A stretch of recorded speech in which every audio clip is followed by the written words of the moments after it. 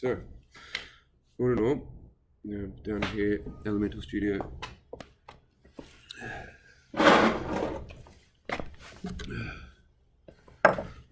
Talking about one of the biggest issues today that's surrounding the planet, I believe.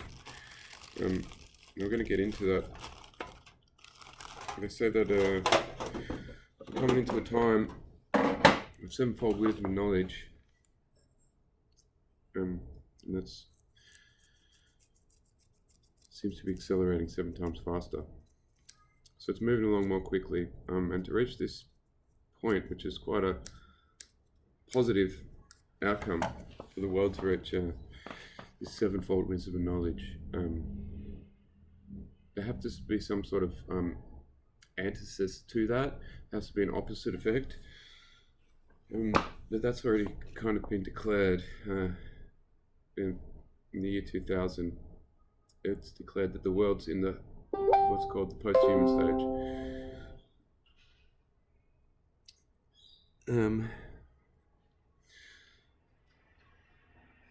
So this is Prickely Pear podcast where we unravel complex situations to get into the tasty meat in the middle. And the issue,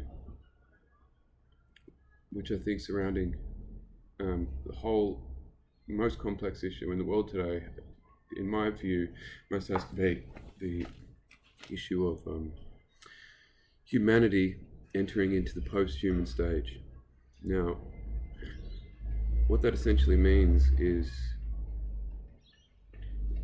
we're losing our humanity. Humanity is losing its humanity. So, if humanity is losing its humanity, well, we're moving into a stage where we're no longer human. And it's interesting that this has already been declared, and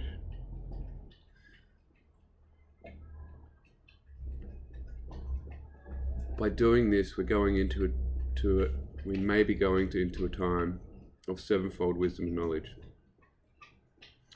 which is the opposite effect of us losing our humanity, is that we gain it in the end to its full extent, because it's like a relationship, right? When you in a relationship with loved ones, family and friends, we tend to have our highs and lows, yeah, and sometimes it's not till we lose that in which we love, which we tend to recognize it more, and we're like, oh shit, well that was actually quite comfortable, or I miss those intricacies and annoyances about people. That was the reason I left in the first place, right? It's like,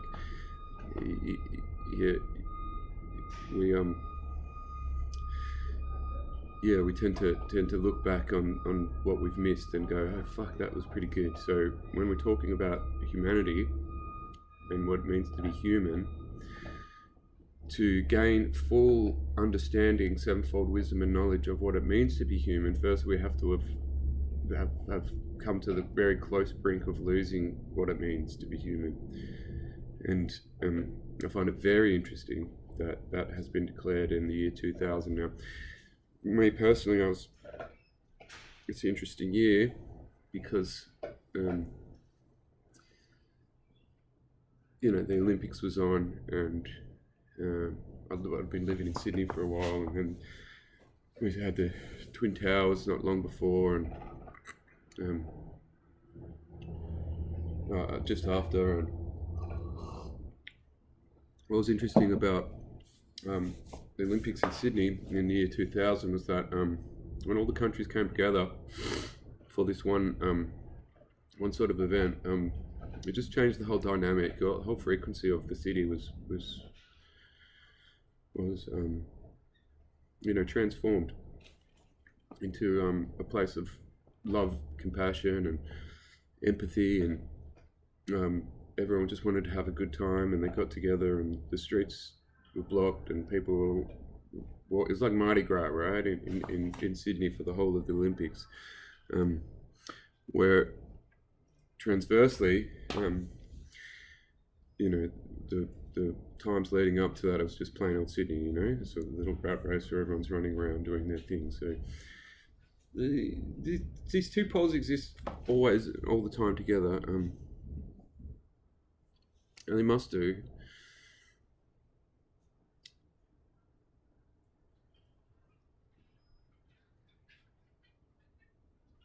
So yeah, it's declared around 2000, year 2000, by the IPC, International Panel on Climate Change, committee reports that the main problem for climate was not in fact the carbon in the air like we're being told. It's actually in fact the post-human stage. It's how we've lost so much touch of our humanity that is the main driver for any climate or environmental issue, because when we speak to others about our home, this earth, the planet, and we talk to them about things dying, the sixth mass extinction going on, the decline in flora and fauna, the pestilence and disease which is entering into the world in great numbers, the pollutions, these sorts of things which would make it a better place for people to live in. Should we be able to fix these issues? When we talk to others about this, because we're no longer human, we're losing touch of our humanity, we tend to go, oh well, there's nothing I can do about that, and we go back on to going to work and trying to make some money to pay off our house. So what that means is a lot of the people around the world are so self-centered and egotistical and living in their moralities, which is house, driving a good car, for yourself, living in the present moment, which is nice and comfortable, to always have a beer and a bong in your hand, and watching TV, whatever it may be, doing your hobbies. But that's more important than the overarching issue of the planet on which we live. And when we talk about the planet on which we live, we can't escape or separate humanity from that. And so when we talk about the state of the planet, we're talking about all of humanity and all of life in general. And people are too self-centered and egotistical and sitting inside themselves to be able to worry about that or act on that or even have an emotional response to that, which would 100 years ago have been called human.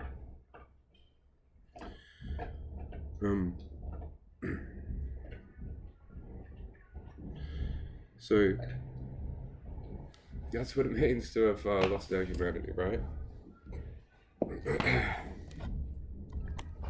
And this is why it has to be the most biggest and overarching issue on the planet today.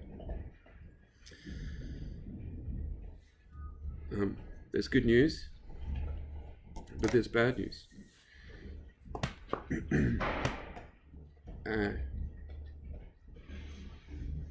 But let's concentrate on the good news.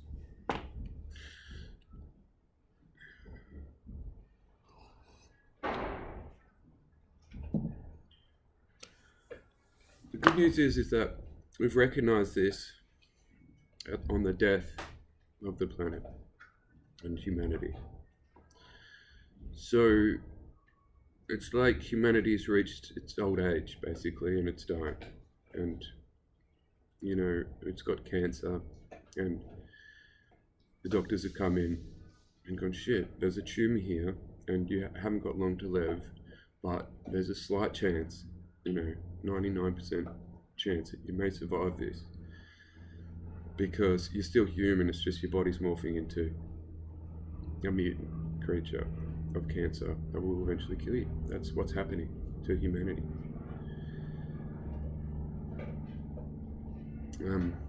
So the good news is that we've had the diagnosis. So doctors pulled us in to the hospice and said, guys, you've lost humanity here. There's a few of you walking around who are still acting like you're human, but the majority of the population are not. But there's time when we still might get saved if we can just bring, get some healing off this last fragment of humanity and get and understand, and we can all look back on the good qualities of these people who are still human. Then we haven't lost, have we? Right? We can survive and we can move on and we can move forward. And so this is a good thing. And there are also some radical new ideas which turn out to be ancient and just radical to Western humanity, because we don't really get these lessons, but there are some fantastic lessons, and there is cures. There's a cure for this, right? The problem's the answer's always inside the problem, right? The problem is we've lost our humanity. Okay, so the answer's in there. Is the solution to the problem is, fuck, we got to get back our humanity. Okay, so there's we know this, and we're working towards bringing people back into humanity, and this is done through various means at the moment. It's the World Transformation Movement. You've got Jeremy Griffith. There is a various number of people who are aware of this. Your government's aware of this. So we've identified the problem. Within that, identifying that problem, we know what we have to do, and there are ways of doing that, getting back to what is known to be human. So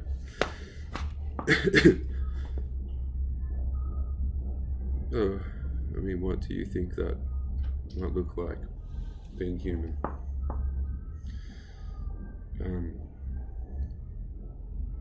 What have you lost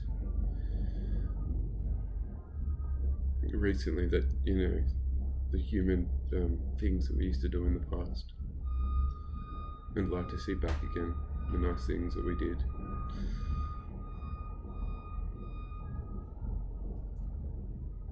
Memory's a funny thing, and we had to look back at our past and realize a lot of the bad stuff, history's rife and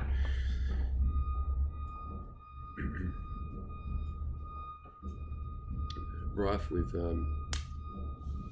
a poor history, and a poor history really outlines how we lost our humanity, doesn't it?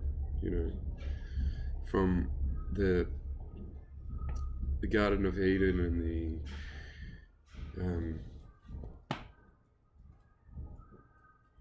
gaining of tasting the fruit from the prickly pear, from the tree of knowledge, right? So from that perfect image in which we were made, it has always been a slow decline in history to the point in which we have now. And what we do remember in those times, and what's written mostly, is the negative impacts, isn't it not, of humanity? Read the history books. When does it say that, it says we discovered the light bulb, right? Or there are some and went to the moon, if you believe in that sort of stuff, right?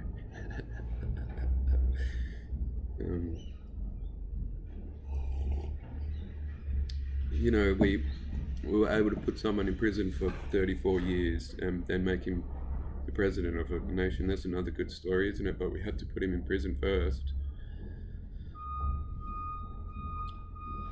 But when he came out, we celebrate him for being so humble while he was in there, right? We celebrate Nelson Mandela's humanity that he had in there while he was in prison. How he was able to forgive his enemies. So these are good stories, right? These are good. This is what it means to be human.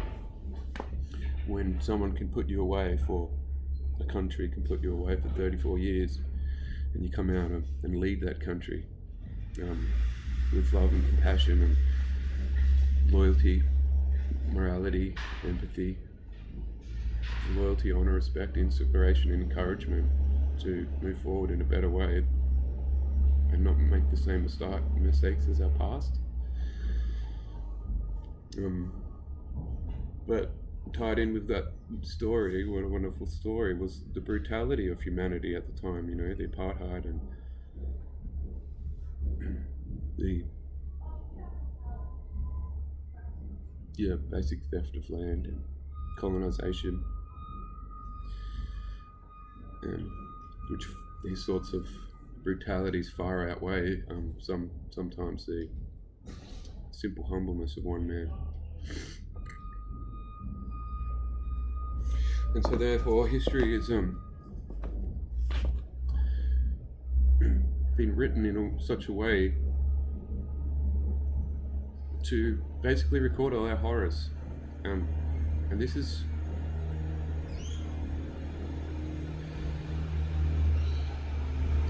wasn't, I don't think this was intended to do that, but the result that it's had is when we've recorded all our atrocities, okay, atom bombs and gas chambers, you know, genocides. We record all our calamities, tsunamis, astrological events, so on and so forth, has almost in the end had its intended result. Put them all down so that we may learn from them, so that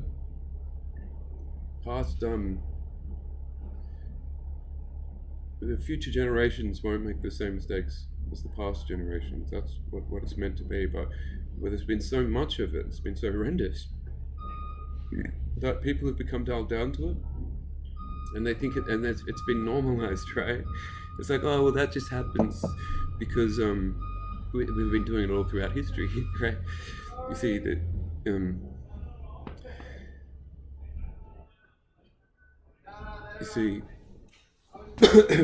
we're normalizing it, aren't we? It's like, oh yes, but you know, all politicians lie now, you know, it's just the way it is.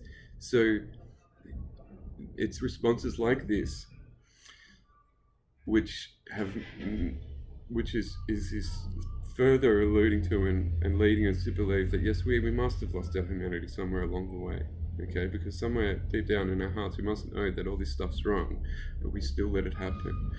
We still let others get away with it. We every day join in with the program of capitalization, corporatization, slavery, government, don't we? And we go back to work and we continue to normalize all the last parts of our history right up until what we have today, don't we? In USA, we put a multi-millionaire in power over, you know, Donald Trump and Biden. These are the guys we want to run our country. And who we idolize because they've been so good in their business dealings. And then we go back to work to try to make some more money. don't we? And we forget again what it means to be human.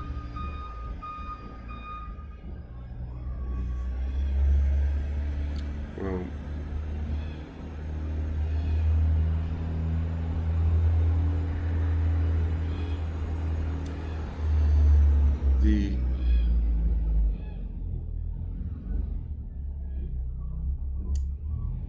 and this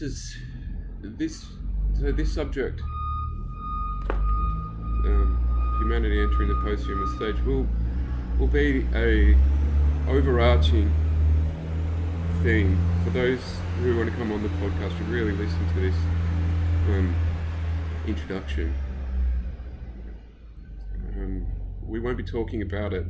We might be talking about different subjects in Prickly Pear. We'll be unraveling complex situations. But for me personally, after going through almost every conspiracy theory known and picking through it, reading, problem solving, deep thought, figuring out the reasons why for some conspiracy theories, and that just leading you to another rabbit hole and going down that again thousands of times, literally thousands of times, to try to understand what the fuck's going on with humanity, right? After you do that for 10, 15 years, then you get to the subject of what I've just been discussing this morning, the post-human stage. You realise that this is the last rabbit hole. I mean, there's nowhere else to go from, in all conspiracies, to this very simple yet under-talked about and underrated issue today, right? People don't want to talk about this. And quite rightly so, because to talk about this is to admit to ourselves that we're shit cunts sometimes. That we make decisions based on the here and now. It's going to make us feel good and normal, which is like a comfortably numb feeling for us now in Western civilization. If you can just get to a comfortably numb, where you haven't got some sort of anxiety, and you don't have to pay the rent for that day, and there's no bills coming in, and there's some money in the bank. That we're comfortably numb, aren't we? We're like, oh, we're in a good place. But at what cost? Okay, what cost did it cost you for that one day of reprieve in this society? What was it, a week of work? What was it, 2 months? Was it a month? I mean, how long? We go work all year now, don't we, for a 2-week break over Christmas. So, and even during those times, it's really quite stressful because we've lost our humanity. We think during Christmas time we're working all year for our kids and children so that they can have some Christmas presents from Santa. And we try to be present through those 2 weeks with our friends, families and loved ones. But that's getting ever more difficult. People are spending more and more times on their phones during Christmas. Okay? With their new best friend, which is no longer human. It's an artificial intelligence, computer screen, scrying screen, which will talk to you and tell you what you know and give you some likes and loves. And we get further and further into the phone, and we get further and further away from our humanity, what it means to be human, don't we?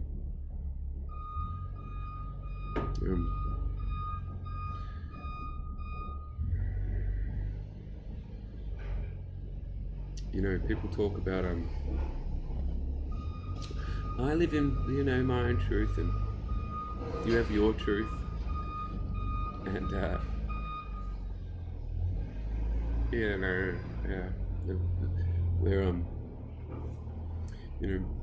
I can identify as a female if I want, or I can have babies in the future.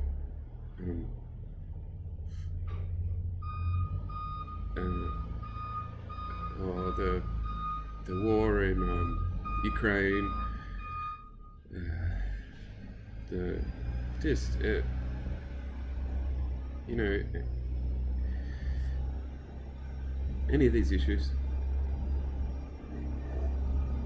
and they believe what they want, and that's alright. Like we all do this. I do that, but when it boils down to it, there is only one truth, one ultimate truth.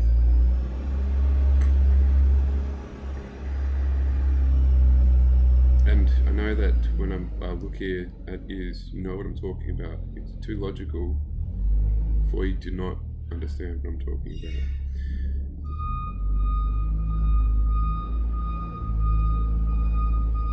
We're losing our humanity, guys. We've lost it, actually, in fact. And that's why this